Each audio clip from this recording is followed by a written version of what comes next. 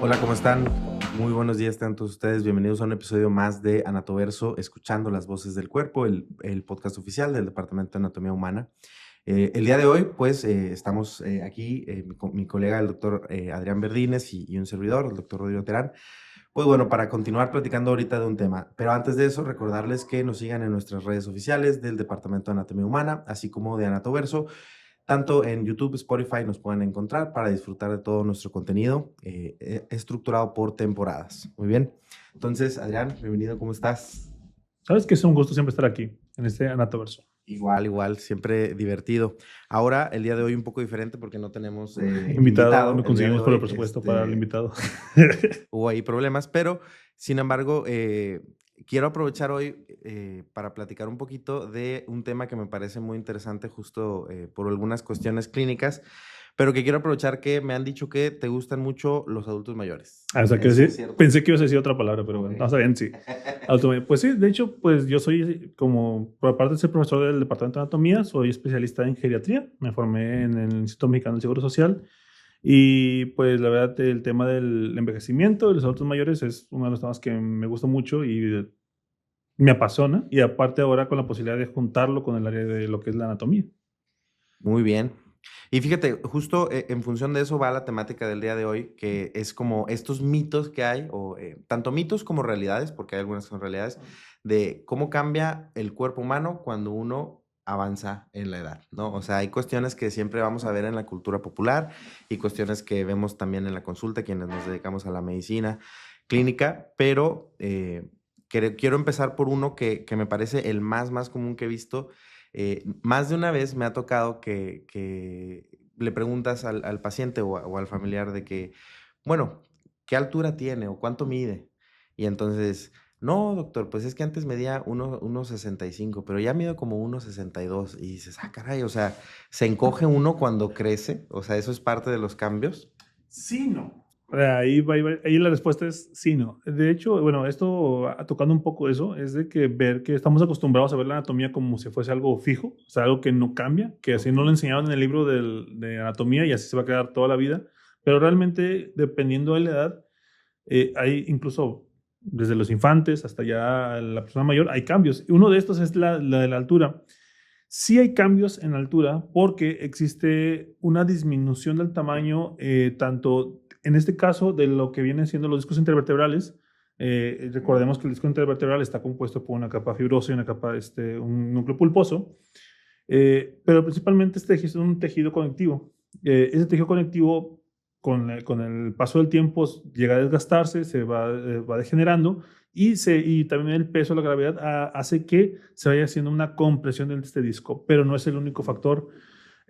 Como recordaremos también en las clases de anatomía, hay una curvatura natural en la columna. Si uno lo ve de lado, podemos ver que tenemos una curvatura por las primarias y las secundarias. Muy bien. Entonces, a veces, conforme avanza el tiempo, cuando hay desgaste, pérdida o traumatismos incluso, estas curvaturas pueden acentuarse más, lo que genera lo que ya conocemos como una joroba. Entonces, es Ok. común que también Sí, que sí, cuando sí. veamos a un paciente mayor con una jorobita, es esta curvatura que se empieza a acentuar más Ok. y eso hace que la altura de la persona disminuya. Disminuye. Ujú. Ok, entonces es tanto producto de cambios, como bien mencionas, en los huesos y en los ligamentos, Ajá, o así sea, es. y todas estas estructuras de soporte. Pero entonces, ahí yo te preguntaría, ahí, por ejemplo, ¿esto también le ocurre así como al hueso, a los ligamentos, en los músculos? Porque otro mito común es que, oye, no, es que pues ves al abuelito y es flaquito, de sus bracitos como que se le ven más flaquitos y así. ¿Eso también es normal, que disminuya? Es un fenómeno conocido como sarcopenia, que es dentro de nuestra área de geriatría tenemos algo que se llaman síndromes geriátricos, que son entidades que afectan al adulto mayor y que afectan su sobrevida, los más propensos a ciertas enfermedades, etcétera. Pero uno de estos es la sarcopenia, que sí, o sea, sí hay un cambio en la parte de la musculatura, hay una disminución de las fibras musculares, y usualmente esto lo asociamos mucho con el adulto mayor que está más flaquito, que se le nota un poco más la parte de los huesos, pero también tiene que ver con los cambios en el hueso. El hueso también cambia. Hay un aumento en el equilibrio del hueso, hay un equilibrio entre la absorción y la construcción del hueso. Y estos cambios también generan que haya alteraciones morfológicas a ese hueso. Aparte que el músculo, digo, se hace más pequeño y esto hace que que pareciera que tiene menos volumen. O sea, y eso es normal, pero no le pasa a todos. O sea, porque también depende de cómo hayas llegado a la etapa de adulto mayor, lo cual, ¿cómo te afecta? Digo, se ha visto, por ejemplo, en personas que han sido deportistas toda su vida, que llegan con una muy buena reserva de músculo, que no llegan tan sarcopénicos, que es la palabra que se utiliza, que es una disminución en la calidad y en la cantidad del músculo. Y o por el contrario, que sí se ven flaquitos, pero realmente su calidad de músculo es muy buena. O sea, siguen estando fuertes.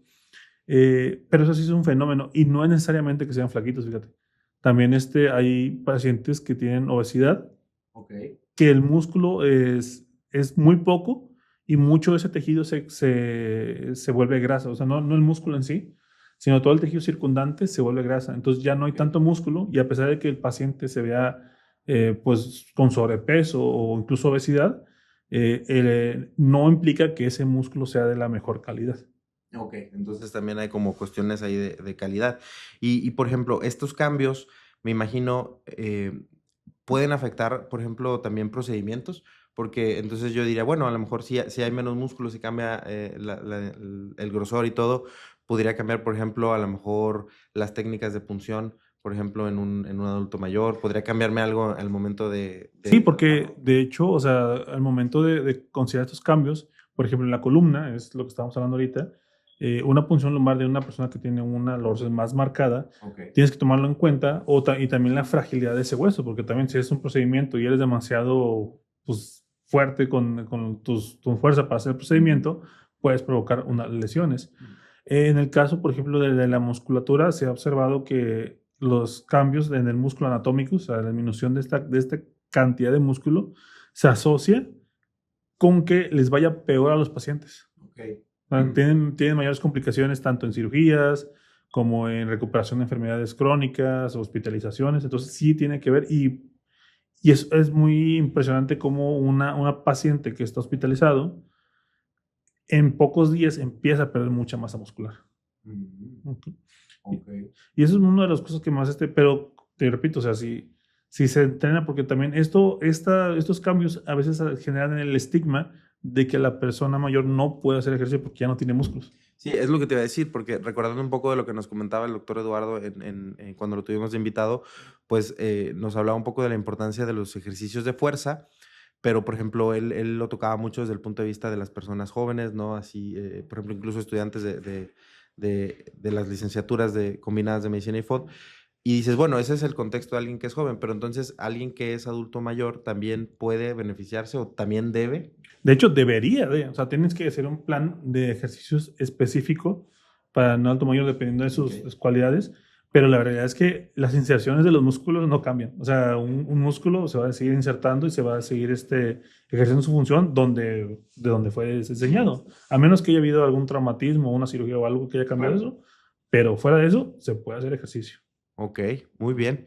Y por ejemplo, pasando un poquito, ya hablamos un poquito del sistema musculoesquelético, pasando más a las cuestiones digamos, los órganos del cuerpo en sí, porque ahí también hay esta concepción y algunas veces lo he escuchado, ¿no? Por ejemplo, de que el cerebro cambia, ¿no? Como si el cerebro se hiciera un poquito más pequeño, que cambiaran ciertas cosas y que eso ha causado cierto, como dices, estigma en que digamos, no, bueno, es que estos cambios que vemos son porque ya está más mayor el paciente, ¿no? ¿Y qué cambia a nivel del cerebro? Pues de hecho, eso es todo un debate que existe ahorita, porque sí es una realidad que sí hay cambios anatómicos del envejecimiento. Específicamente en la corteza frontal, en la corteza parietal, hay una disminución del volumen de la corteza de la sustancia gris y la sustancia blanca. Sí existe eso, Ok. pero estos cambios no llegan a ser patológicos, o sea, el paciente no lo manifiesta, en el sentido de que no hay un deterioro cognitivo marcado. ¿Ok? No sé cómo explicarme. Ok. Porque hay cambios que se han asociado a otras enfermedades, por ejemplo, el Alzheimer, que en esos cambios, por ejemplo, hay una alteración más en los lóbulos temporales, en la región del hipocampo, donde esos cambios ya empiezan a ser patológicos. Y es un punto de discordia porque actualmente no se sabe cuánto es el punto en el que de aquí para acá es esperado y de aquí para acá ya es patológico. Y hay muchos artículos que han estado debatiendo, incluso hay algunos, por ejemplo, estaba leyendo hace poquito uno, en el que menciona que incluso en algunas zonas muy específicas del cerebro hay un aumento de la corteza en pacientes, enfermedades con Alzheimer, o sea, al revés, como, crece. como una especie de compensación. Okay. ¿Okay? Por ejemplo, también otro cambio que hay usualmente es que los ventrículos cerebrales también empiezan a crecer porque hay más espacio de tejido cerebral y eso hace una hidrocefalia, entre comillas, compensatoria. Okay. Y eso es algo que se podría esperar en pacientes que tienen atrofia o mucha atrofia de la corteza cerebral. Claro, pero entonces, o sea, lo que entiendo por lo que me dices es hay como cambios que puedes decir, esto sí es por determinada condición clínica, pero hay cambios también que vemos por el proceso de envejecimiento, pero entonces no estamos seguros, Ajá. o sea, de qué implicación tienen realmente. Sí, porque a veces es muy fácil echar la culpa de que ves una tomografía o una resonancia y dices, tiene atrofia, pues ya es por la edad y ya se le va a afectar la memoria. Cuando se ha visto que depende de muchos factores. O sea, no, el volumen de la corteza no es un factor determinante al 100% para decir aquí es. Pero lo que sí se sabe es de que, por ejemplo, la corteza frontal, en la zona del parietal, es una de las zonas más afectadas por la edad. Okay. Que podría ser el término que podemos usar. A diferencia de, por ejemplo, el Alzheimer, que son en las partes temporales, también hay unas afecciones en el frontal y otras demencias que son ya más raras, que afectan tanto núcleos de base, etcétera. Okay. Muy bien, pero entonces me queda claro que hay cambios. Y por ejemplo, si pasamos del cerebro, por ejemplo, y nos vamos a nivel de otro órgano que también es muy importante, digo, todos son importantes, pero que tiende a ser más taquillero, como el corazón, por ejemplo, también a veces se habla de que es normal. No, es que ves en la radiografía el corazón con un aumento de volumen de tamaño y dices, es que es normal. O sea, lo he escuchado decir incluso de algunos colegas, ¿no? ¿Y eso realmente es cierto? O sea, ¿el corazón debe crecer o crece porque alguien avance en su edad? Normalmente no. O sea, una persona sana que llega al envejecimiento, con un envejecimiento que usamos como exitoso, no tendría por qué tener un aumento en el tamaño de su corazón. Siempre que hay un aumento de tamaño hay que investigar si hay una causa de base. Lo más común es la hipertensión arterial que provoca una hipertrofia del miocardio, que pues, a la larga esto va a generar que las paredes crezcan del corazón, la pared del miocardio crezca y se ve esa silueta como el corazón como si estuviese crecido. Normalmente lo que se ha observado en varios estudios en cuanto a envejecimiento es que las fibras del corazón tienden a disminuir de volumen, pero siguen ejerciendo la misma función. Okay. Lo que sí se ha observado que es una de las cosas que sí cambia un poco más drásticamente y eso tiene que ver con el paso del tiempo, es el sistema de conducción cardíaco. Okay. ¿Okay? O sea, las células que dan el ritmo. Me recuerda un poco esto de la parte de las clases de anatomía, que existe un marcapasos, un nodo sinusal, estas células de Purkinje, las de His y todo eso. Este sistema, con el paso del tiempo, al ser células muy especializadas y muy únicas, sí, con el paso del tiempo pueden llegar a degenerar y pueden, a pesar de que el corazón funcione bien en su estructura, el sistema de conducción suele disminuir su eficiencia y puede generar patologías a largo plazo. Es común que cuando ves a personas de 92, 95, 94 años, tengan alteraciones del ritmo por la alteración de este sistema. Ok, y ahí sí es producto, bueno, una parte, digo, yo por lo que entiendo, no es como que solo sea por la edad, pero una parte importante sí viene de más que de una enfermedad, de que estas células pues han estado trabajando prácticamente toda su vida, Sí. ¿no? Y, o sea, como que el viejo adagio de todo por servir, se acaba, ¿no? Y por ejemplo, a nivel de otros órganos, como por ejemplo el estómago, y ahí es un tema que es bien controversial, porque a veces vemos o lo he visto con algunos familiares que, bueno, ven normal que su familiar, por ser adulto mayor, coma menos. O sea, ¿es normal que cambie algo en el estómago? ¿Hay algo ahí? Sí, de hecho, el volumen de capacidad de distensión del estómago, o sea, porque cuando uno come, o sea, el estómago lo que hace pues, es distenderse, llega la comida y se destiende. Normalmente tenemos cierta capacidad de distensión. Conforme avanza la edad, esta capacidad de distensión va disminuyendo o sea, disminuye la capacidad, pero también la sensación de saciedad se vuelve más pronta en muchos escenarios. O sea, la persona siente, llega a la misma cantidad de comida, pero ahora tiene una sensación de plenitud porque siente como que el estómago se distiende más fácilmente y eso hace que él deje de comer. Entonces, eso sí pasa. También las células de producción del ácido gástrico se vuelven menos eficientes. Ahí también hay detalles con la parte de los píloros que están dentro del estómago para evitar el reflujo. Claro. También disminuyen su eficacia, se hacen más débiles y es común también que la persona mayor tienda a tener más reflujo y también eso provoca que tengan menos ganas de comer. Ok. Pero ahí es una combinación de cuestiones no solo anatómicas, también fisiológicas, ¿no? Que bueno, muchas veces van de la mano. Sí, fue lo que también hablábamos, por ejemplo, de que así como el músculo estirado tiene cambios en su composición, el músculo liso también tiene cambios en la disminución y la eficiencia también del músculo. Ok, muy bien. Pero entonces, por ejemplo, yo ahí entonces te plantearía, por ejemplo, en cuestión de otros cambios que podemos ver, algo que también he visto es muy común ver que el adulto mayor entonces ocupe algo para caminar, ¿no? Un apoyo para la marcha. ¿Qué tanto es esto, cambios por la edad? ¿Qué tanto podemos esperar que en un futuro, por ejemplo, tú, yo, cualquiera de nosotros, conforme avance nuestra edad, sea como, vas a llegar a un punto en el que necesitas un bastón o bueno, es un mito muy arraigado de que lo primero que tú piensas cuando ves a un adulto mayor lo asocias es un bastón. Claro. O sea, luego lo piensas. Pero no necesariamente. O sea, nosotros como geriatras lo que hacemos en cuanto a la parte de los auxiliares de la marcha es recomendarlos siempre y cuando exista una condición que al paciente le pueda afectar su marcha. Entonces, en este caso, por ejemplo, hablando un poco volviendo un poco con el tema de la sarcopenia, pacientes que acaban de salir del hospital, que tienen una disminución muy marcada de los músculos, de su eficacia, pues les das una ayuda con la parte de la auxiliar de la marcha para que puedan de poco a poco volver a caminar.